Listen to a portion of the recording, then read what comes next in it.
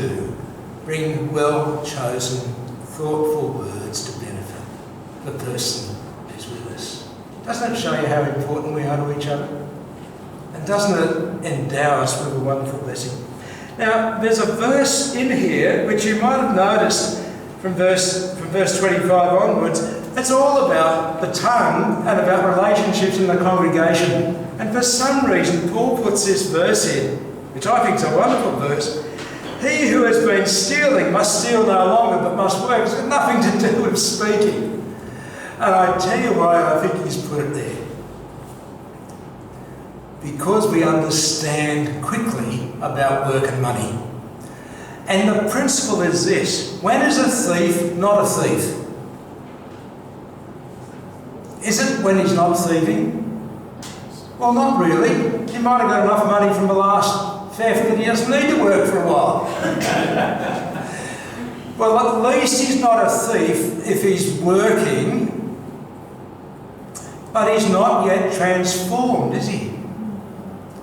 He's only not a thief when he's got something to give.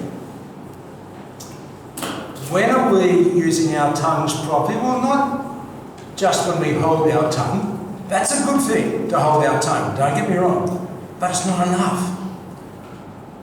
We hold our tongues so that we can use our tongues in a way that's going to build other people up. In other words, the transformation is complete when we recognise this wonderful blessing that we have of this little stock in trade, if you like, of being able to be used for the building up of others. So, dear friends, I think that'll just about do me, except I think I'll just go to the application then. The greatest gift we can give to one another, Bonhoeffer said, is to be a good listener. Do you agree with that? I think that's what most of us crave. Christine and I have been married 47 years, and it's taken me years to realise that when Chris says to me, honey, I've been thinking.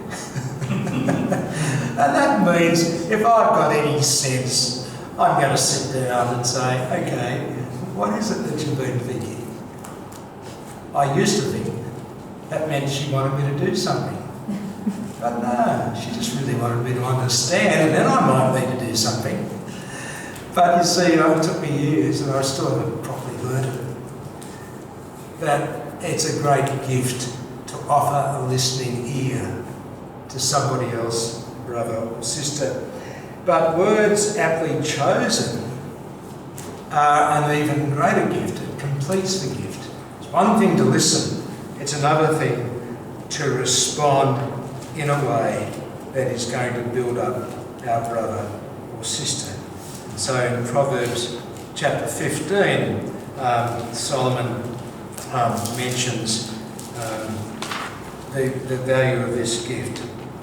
Verse 23 says, man finds great joy in giving an apt reply, and how good is a timely word. A timely word. Gee, it's good to see you. I'm so glad you're here today. They're simple words. I was so appreciative of what you did or said. A timely word. And to offer encouraging words, but we need to do that. We need to know God's word so that we'll know what kind of words to bring others. We need to be prayerfully minded as to their value. A gentle answer turns away wrath, but a harsh word stirs up anger. The tongue of the wise commends knowledge, but the mouth of the fool gushes folly. Dear friends, God has given us the opportunity of encouraging one another. Tongues and using our tongues wisely doesn't rule out doing good deeds for each other.